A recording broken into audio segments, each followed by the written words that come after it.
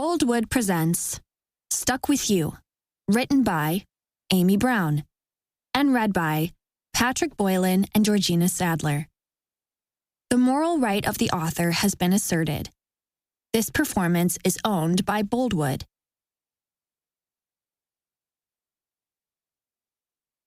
Chapter 1. Jade Monroe. Today is my 26th birthday. Picture it. We're at Chuck E. Cheese. Yes, because I'm still 10 years old deep down. With its video games, ball pits, lights, sirens, prizes, a human hamster cage I stay well away from as a kid always pukes in it, and a life-size dancing rat. It's the best knockoff Disneyland I've ever been to. I've had every birthday party I can remember at this place, so I wasn't about to stop as an adult. My dad even booked the party room, and Chuck himself is due to make an appearance at any moment. Are we getting some "you're weird" glances from the parents in the joint, considering we brought no children at all? Yes. Do I care? Nope. This place makes me smile and brings back many memories I never want to forget. For the first time ever, a man is sitting next to me who wants to be here. Not just the boy in whatever school class my mom invited, but the man of my dreams. God, that's a big statement. Connor, the guy to my left, pursued me hesitantly, but sweetly. Would I have preferred a guy to knock the wind out of me or stop my heart mid-beat like romantic comedies on the big screen are always suggesting? Yeah. But in my 10 years of dating history, no one has done that. And thus far, Connor has marked all my man of my dreams boxes. I glance over at him, sitting nervously, picking the label off his beer, attempting to remove it in one piece while avoiding my father's stare from across the table. I'd probably be nervous too, knowing exactly two people in the room. He looks up, catching my gaze and flashing that dashing smile I've fallen for.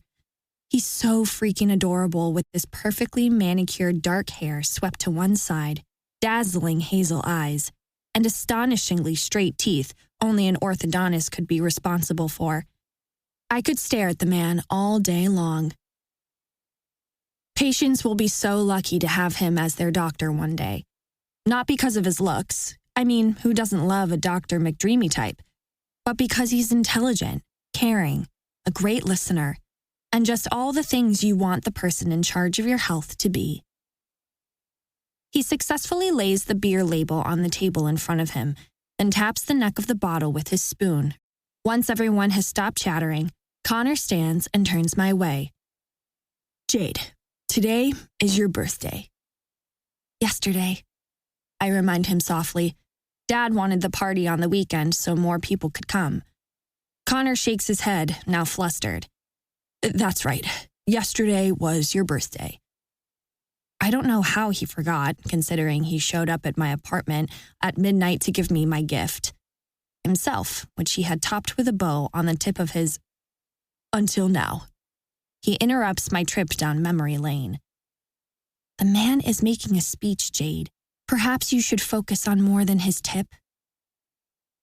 "I wasn't sure when the best day of my life would be, but after 2 months of you, I'm pretty sure it was the day you were born," he says, nodding his head my way, his adorably crooked smile a little more hesitant than when we're alone. "Aw, that's sweet." "Thank you." "I think you're my person, Jade. My one." He cuts me off. My dad mumbles something to Lainey through a disbelieving chuckle.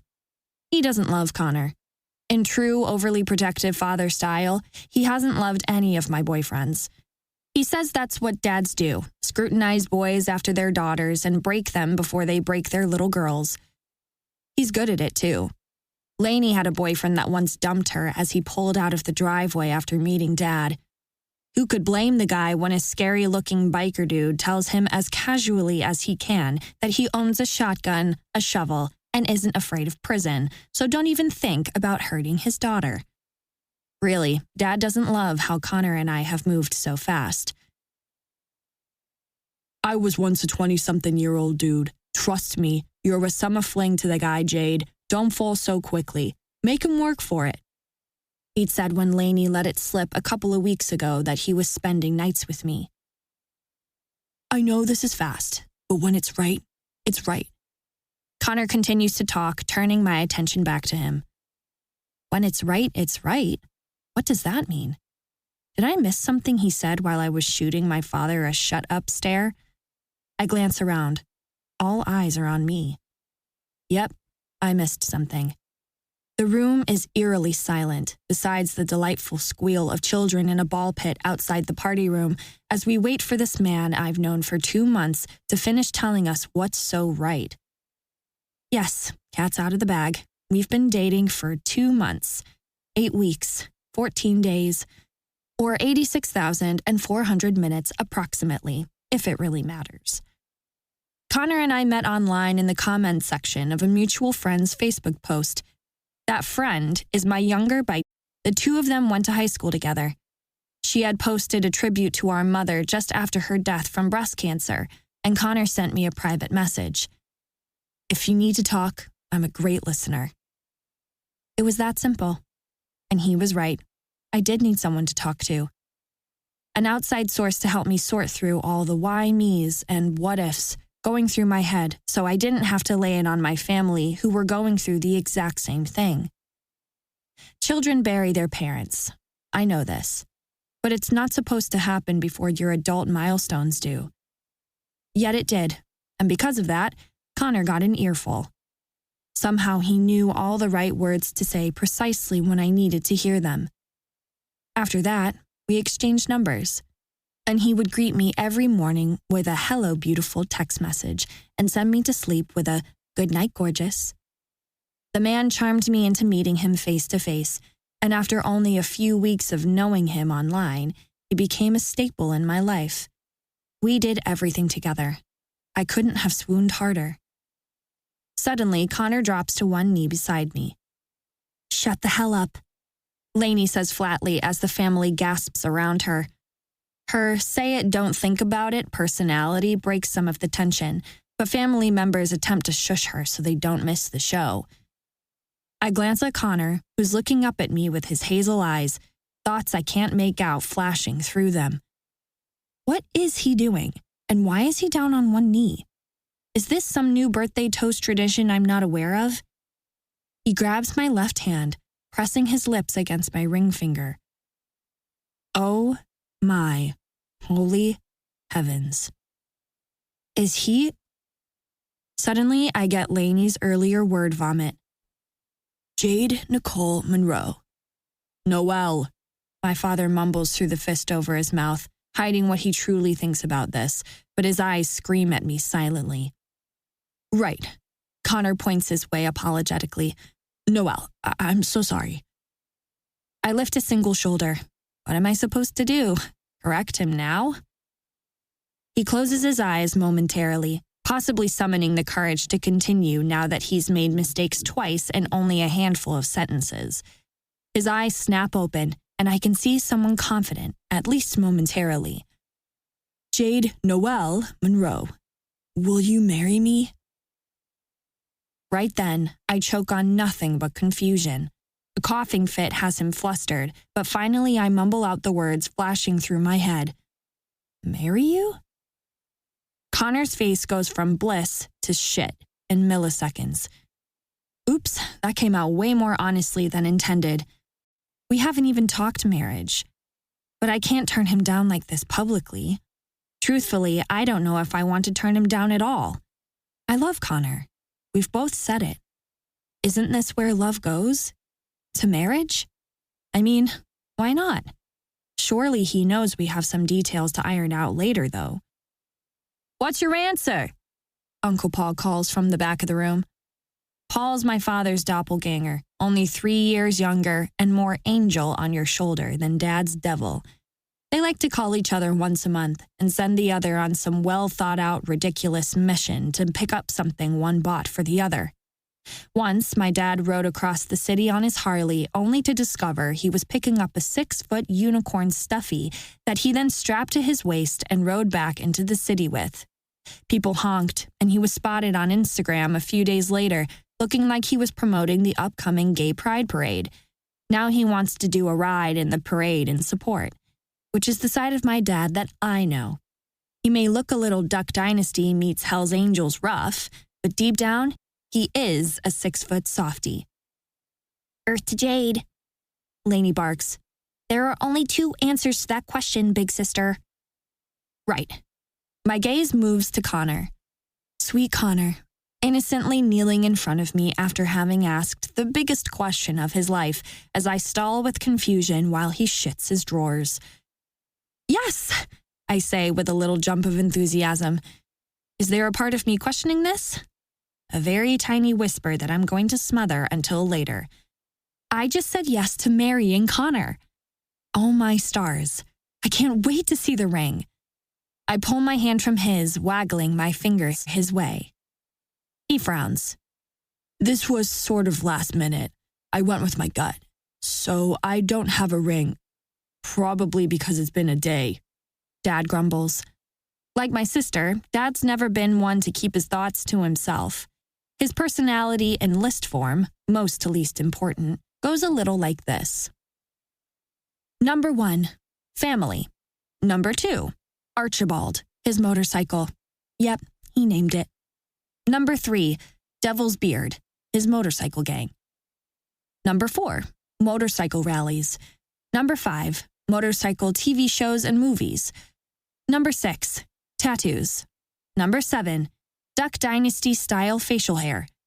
And number 8, Frito, the cat he never wanted yet is now having a rabid love affair with. And Starbucks, an enthusiastic chocolate and caramel-colored Yorkie my mom so loved. He has a helmet and rides in my dad's jacket sometimes. That's it. There is no chit-chat. He says what he needs to say and softens when tears arrive. He is a man with 2 daughters. Tears sometimes do make an appearance. He may not always say the exact right thing at first, but he comes around. He's soft like that and would do anything to see his girls smile. Since Mom died, he's been alarmingly quiet. I've resorted to asking question after question to pry words out of him. I know what he's watching on Netflix, in the dark, that he's been surprisingly good at crock-potting his own roast, and that he's watching through all of his old favorite movies. Considering I saw a stack of DVDs pulled from the movie shelf and sitting near the front door, all of Mom's favorite 80s comedy and rom-com, I'd say he's skipping a few. But stubbornly, the moment I mention my mom, he shuts down, putting on his usual "don't fuck with me" mask. We don't need to relive the past, he always says. Lainey and I see right through it. You can't pretend like your wife of decades didn't just die. Eventually, he'll have to deal with it, and oh, how I dread that day. I've been so worried that I call him every night before I go to bed to ensure he's not slurring his words or over-contemplating life. If I'd lost my spouse, that might be where I'd go, so I understand. I just don't want to chance it. Each night he answers with the same words. Stop worrying, JD Bug. People die. I know this. I'm fine. But I know he's not fine. He lost his best friend and the love of his life. He's heartbroken. Even better, I say to Connor. You not buying a ring yet means we can shop together. Yeah, he stutters. We'll shop for a ring before I leave. He stands, wrapping his arms around me, lifting me off the floor. Sirens and horns congratulating young patrons with wins and the clicking delivery of tickets to buy a prize at the end of the night echo through the pizza place in a peculiar childhood proposal fantasy way. I don't think flashing red lights and sirens were ever in those dreams. Those daydreams rarely come to fruition, I've learned. We sit back down and he scoots his chair closer to mine, leans against me, resting his hand on my shoulder. As usual, I sink into him as he whispers sweet nothings into my ear.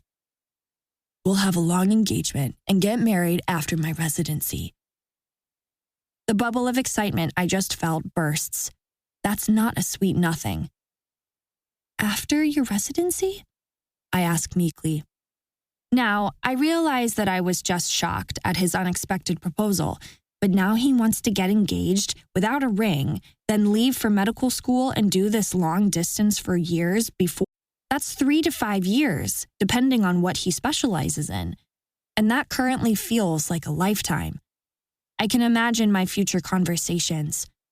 You're engaged? Let's see the ring. Oh, I don't have one yet. When's the big day? No date set. Right now we live on opposite sides of the country until he's done with his medical residency when I'm 30. Right now, he wants to be a general surgeon, specifically an emergency room general surgeon. He's been staying in Portland with his parents while on break between terms, but leaves this weekend to start said residence in Boston. He's returning to his real life, a place where I don't exist. I've been desperately trying not to think about it. But deep down, I've wondered if maybe my dad is right.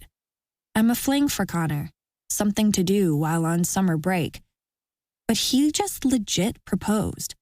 I don't feel like that's something guys do unless they mean it. I've got to be more than a fling. We're engaged, Connor announces excitedly, lifting his beer at his success and bagging a fiancé, then kissing my cheek.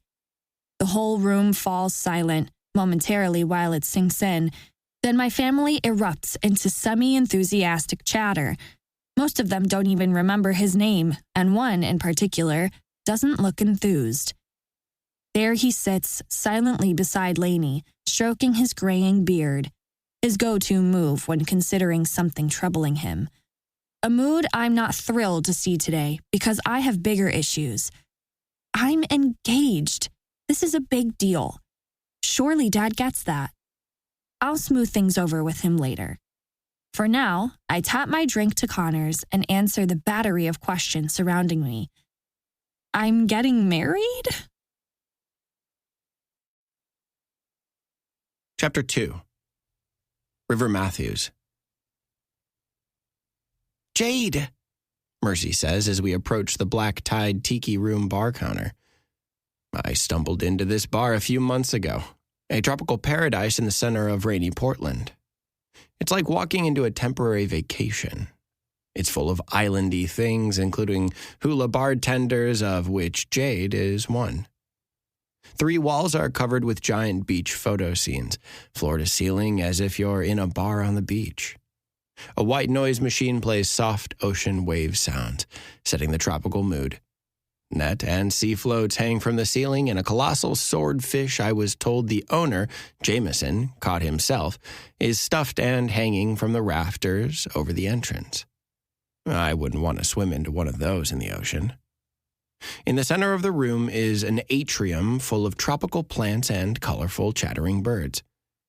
6-foot-tall tiki statues are sporadically placed around the room and wearing dozens. The drinks are on brand, too, with vintage tiki glasses complemented with tiny umbrellas, tropical fruit as garnish, and, more often than not, fire. Once you've had a few, you'd never know you were in Portland. Plus, it's not far from my apartment, so I can have a drink or 3, then safely walk home. They occasionally hire musicians to play tropical tunes to set the mood, and tonight, it's Mercy on the ukulele, a gig I landed for her. And since this place has become my fave local bar, I come with, so I'm not sitting at home alone watching UFO hunters again. Hey, you two, Jade greets us with a grin on her pretty face. You know those bartenders who click with everyone, remember your name, and people pour their hearts out to? She's one of those. Only she's also a talker, so she doesn't just listen, she talks. I'll admit that I first spoke to Jade because she's beyond gorgeous. Perfect curves, 5'6"-ish, long caramel brown hair, big brown eyes, and looks good, like really good, in her hula girl uniform. I now overlook that she's wearing a bikini top and grass skirt in front of me because this is not a strip club, something I've heard the girls tell men during previous visits. Before she approaches us at the bar, she grabs a bottle of our favorite tequila and 3 shot glasses. As she pours the shots, she looks me over suspiciously, as if something is wrong. Tequila spills onto the bar between glasses as her jaw drops. You cut your hair. I shake my head. Just an undercut. I'm still sporting the man bun you all make fun of. I turn to display it as she nods with approval. She leans towards me, the bar separating us. In a soft voice, she says, I like the man bun. Never get rid of it. There's a sparkle in her eyes from the lights above. The way she smiles says she truly means it. Yeah, it's very Portland hipster, bud. An elbow in my rib earns a groan, and a familiar chuckle invades my head. Connor. Jade's boyfriend. I didn't even notice the guy. That's how normal he is.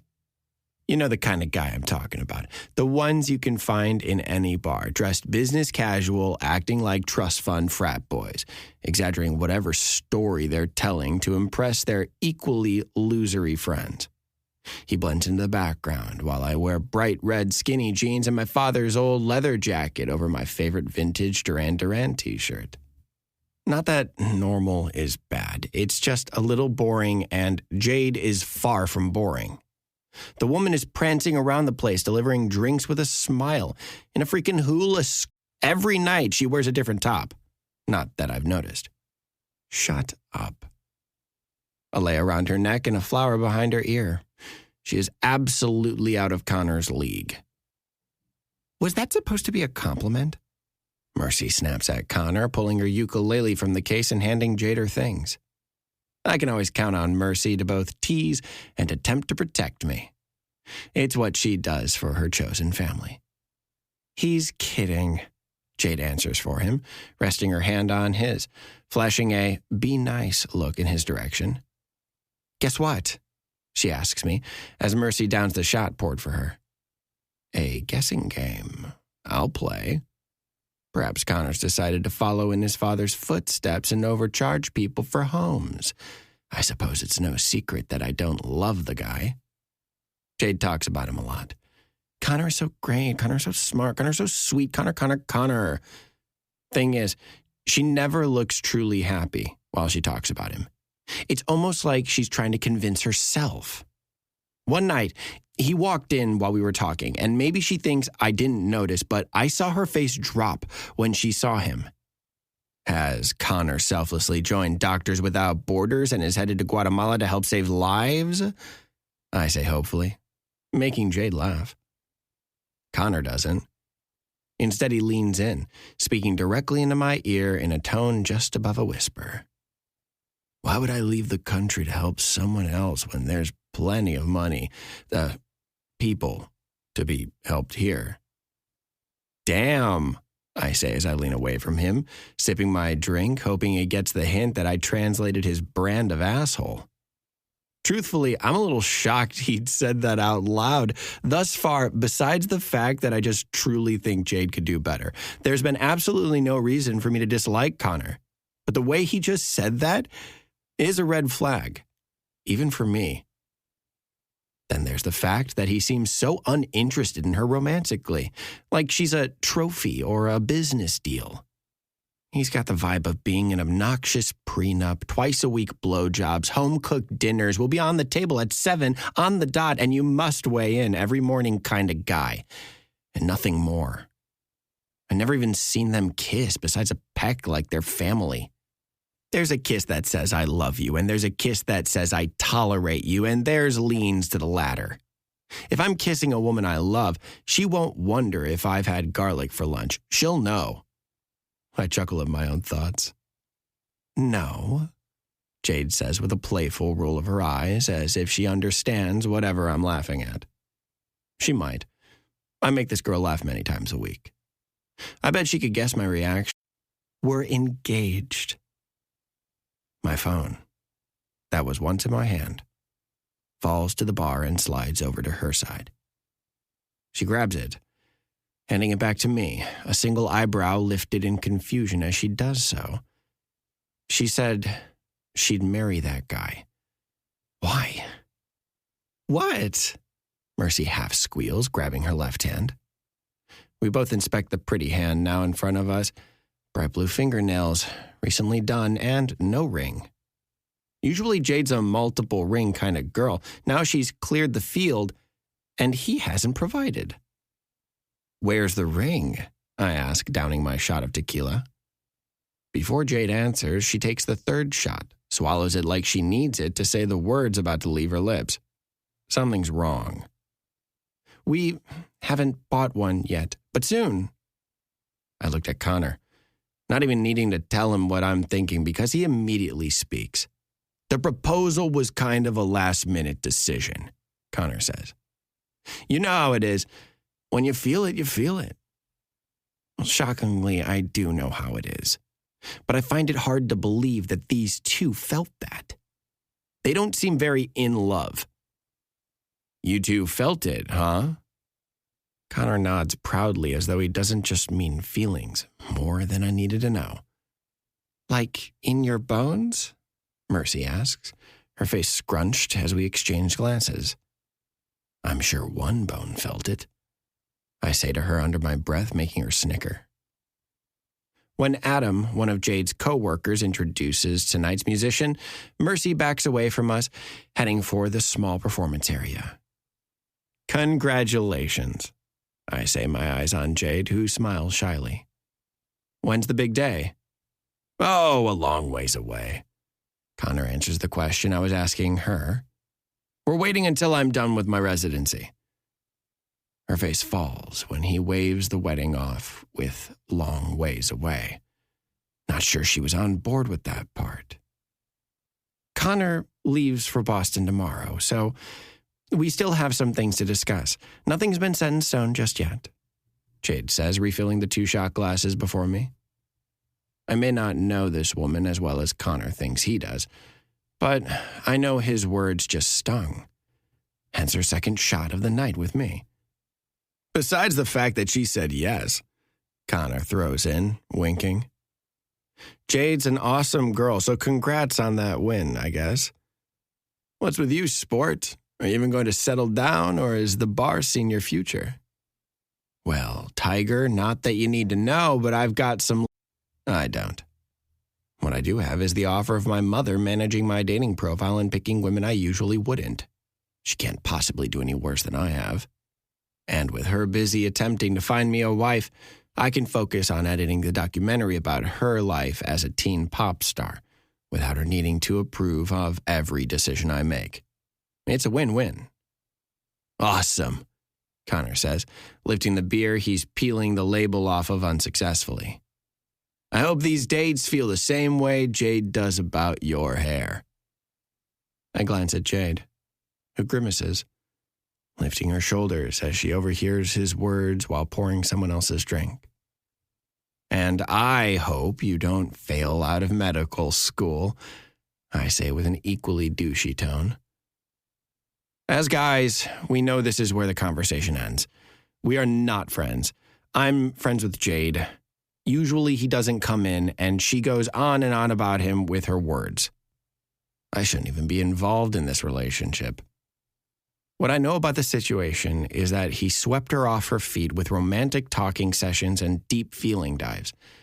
He's one of those smooth talkers who somehow makes women feel comfortable enough to open up to them, but in their head, they're replaying the last X-rated movie they're watching.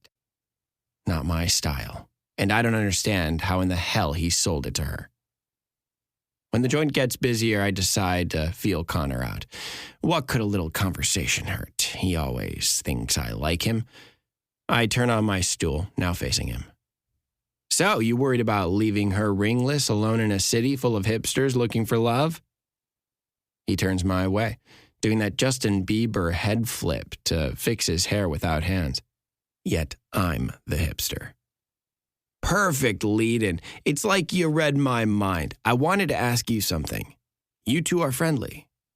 Maybe you could help keep an eye on her for me while I'm gone? I stare at him, confusion probably all over my face. Did he seriously just ask me that? A guy he's met a handful of times who mostly comes to this place to chat with his new fiancé? You don't ask another dude to look out for your woman unless she's family. It's like cardinal bro code. You're asking me to watch your fiancé? I'd ask her family, but they don't love me. I have a feeling they'll be pushing her to dump me while I'm gone. Really? Guy fucked up, did he? I want to ask why, but I think I know. He's just a douche. How doesn't she see it? Jade doesn't need babysitting. She's a grown woman, I remind him. This I know, man bun. The way he says this as a slam makes me want to knock him off his stool. I won't, but let it be noted I want to. She likes talking to you for whatever reason, and you don't seem like you've got much going on being a barfly and all. He reaches inside his jacket, pulls out a business card, and hands it to me. With residency taking up all my time, I may often be out of reach. Text me if she's got any real issues. Deal? Any real issues? What's that mean? I stare at his card. Conrad Francis Walsh III. Jesus, this guy is as lame as they come. He just called me a barfly with nothing going on, yet he wants me to watch his lady when he's too busy to care? It seems like something an absolute moron would do. But all right. Jade's the coolest girl I know.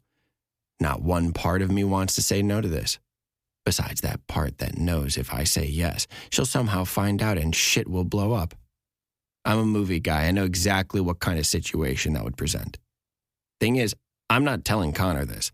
He doesn't get a yes or no, just his word against mine. Also, could you not tell her any of this? I don't want it to seem like I don't trust her, you know? I nod. Jesus, this guy's making it easy. I wish I was recording this conversation. Obviously, I say as if I'm on board, slipping this card into my back pocket. Consider her in safe hands. He laughs, nodding as if we have something in common. We both like Jade.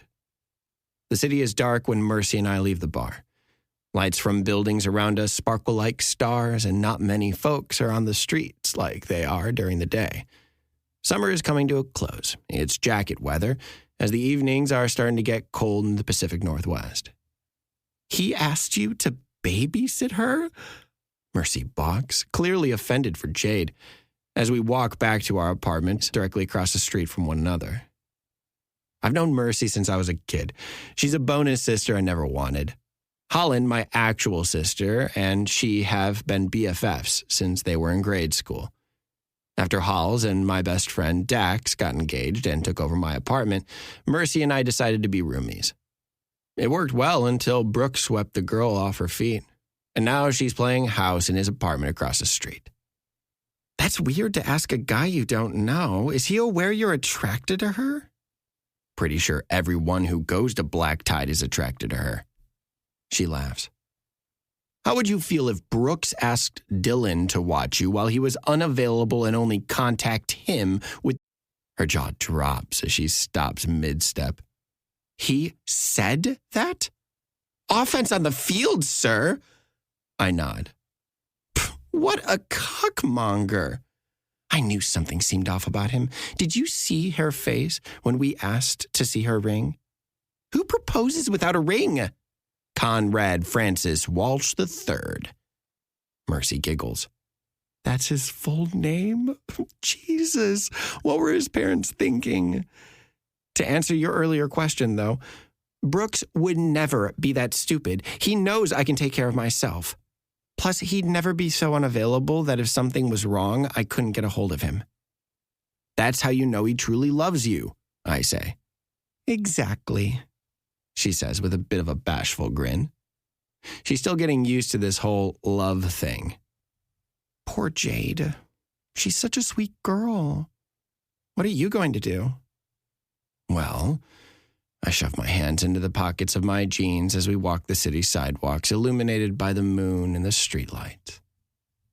I guess I'm gonna keep an eye on her, and when I spot the red flags coming from across the country, I'll tell her. Gently, Riv, Mercy suggests. Jade seems softer than the rest of us, and I know how you are, brutally honest. At times, though, I do have manners, too. Sure you do, she jokes. This could be a complete disaster, but I feel the need to do this, For her sake, not his. I see her all the time anyway. The least I can do is check in on her and listen like she often does for me. Chapter 3. Jade. Hi, I need 2 venti Americano coffees with room for cream and sugar, 4 of the blackberry scones, 2 of the banana bread slices, and these. I dropped the cheese and fruit trays onto the Starbucks counter, expecting to spend $50 from my tips last night on a breakfast I didn't make, but I'm going to lay out as if I did. Typically, I would have, but last night I was preoccupied with mine and Connor's last night together for a while, so I snuck out before he woke up and drove like a madwoman to the nearest coffee shop. The woman at the counter rings me up, bags my items, then hands me a drink tray with 2 coffees. For safekeeping, I seatbelt the tray into the front passenger seat, setting the food bag onto the floorboards before racing home. With the bag over my arm and coffee tray in my hand, I unlock the front door and head in, hoping Connor is still asleep. I hear the shower running, so perfect timing. "Hi, pretty lady," Spike squawks, making kissing noises as though I've been gone for a week and not 20 minutes. I ask as if he's human. With as many things as he says, it sometimes seems like he is. Spike is my roommate, my talking Congo African gray parrot I inherited from my grandfather. He's 22 years old, knows too many words, refuses to learn the silent game, and hates his cage. He's been calling me pretty lady since I was 3. If a stranger walks by my apartment door or windows, he yells, "Intruders will be shot!" It's as good as having a guard dog. "Let me out!" he screams. Nope, not while Connor is here. He can't afford to lose a finger before he leaves this afternoon. He needs all those fingers to help repair broken bodies. "Connor, Connor, Connor," he repeatedly says, bumping his body up and down as he walks around the elaborate cage setup. My place is nothing special. There's a kitchen to the left of the large living/bedroom you walk into.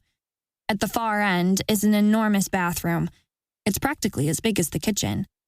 Almost everything in here was passed down to me from my grandparents' home after they passed, or I've utilized one of my favorite pastimes and thrifted it. "Spike no like?" "No like what?" I ask as I spread the Starbucks contents across my kitchen island, quickly pouring the coffee into 2 mugs. "Spike needs out. Hurry! Fuck!" he commands. Yep, Grandpa taught him all the swear words, along with catcalling when I ask how I look, speaking about himself in the 3rd person, knock-knock jokes, dirty jokes, games, and songs that he now annoys me with on a minute-by-minute basis. It's kind of nice, though. You could say I'm never lonely, and it's like a piece of my grandpa still exists through smart-ass comments and unexpected conversations. He still makes me smile even though he lives in an urn on my dresser. "Not until Connor leaves, buddy. I'm sorry. You can be a tad mean." He stares at me wordlessly, as though he understands and is deeply offended. After a moment, he turns his back on me and stares out the window. Finally, the silent treatment. It's rare, but it does happen. How a bird with a brain the size of a peanut responds more intelligently than some humans I know is beyond me. I'm not sure he even realizes he's a bird. When Connor exits the bathroom, his hair is still wet and he's shirtless as I get the evidence that this is store-bought into the garbage. I can hardly keep my eyes on what I'm doing. "Good morning. I made breakfast." He glances over at me with a smirk. "Sure you did. That's why you were gone when I woke up?" Damn it. Note to self, do not. Connor chuckles as he pulls on a t-shirt. "I don't have much time. My flight got moved up. Can you help me pack? I need to leave like an hour ago." "Your flight got moved up? How?" I ask the first thing that comes to mind, allowing the words to snap out sort of angrily. We haven't done anything he promised we'd do. No wedding date is set. He only told his parents yesterday, and I've looked at exactly 0 rings. "Because I requested it." "You requested it? But why?" I thought we were going to spend the day together, shop for rings, and discuss the wedding. He's tossing the clothes he's left here over the last couple of months into a suitcase on my bed that I swear wasn't here when I got up. Did he bring it over from his parents' place? No time, babe. I promised Blake we'd meet up later, and considering I haven't seen him in months, I can't cancel. My heart sinks through my chest. He's leaving, just like that, without a second thought about how I feel right now. I meander around my apartment looking for his things and tossing them onto the bed. Who in the hell is Blake, and why is he taking precedence over my ring shopping? At least have some breakfast or coffee, I suggest. He glances at the island, now all set with breakfast for two. I'll take some to go. It smells fantastic, by the way. Can you get it ready for me? Bark, bark, bark, Spike yells, scaring the crap out of both of us. Spike's gaze is glued to Connor. You see a dog, bud? Connor asks, glancing out the window Spike's cage sits near. When he doesn't see anything, he looks at me with worry. Can birds lose their minds? Because I see no dogs. Spike see dog? Spike says, his line of sight never leaving Connor. Insults. I forgot to add that one. Spike loves insults, and he's good at them. He's reading my mood and putting in his 2 cents like my grandfather would have. As I pull the Starbucks packaging from the garbage to make Connor's doggy bag, I'm fighting away the part of me that wants to call him a dog, too. Scone? I ask. Connor shakes his head as he zips his suitcase closed. He sits on the bed to tie his Adidas tennis shoes. I'm off sugar. Have to keep this machine moving while I save lives. He pats his stomach where I assume he thinks a six-pack lives. If so, it's just beneath the surface. Just fruit and coffee for me. He's off sugar. Last night he drank a Mai Tai and ate my remaining chocolate-covered coffee beans. That's not exactly sugar-free. I glanced down at the protein cheese trays I bought. I'm not off sugar, so I'm keeping the scones and banana bread. My lunch and dinner are set. There's a knock on my door, but it's drowned out by Spike screaming about shooting intruders. When the door opens, I realize it's my next-door neighbor, Thomas. He's a sweet 77-year-old man who likes to bring over nearly spoiled fruit to feed Spike. I've known him since I was a kid, as Thomas is part of Dad's biker club.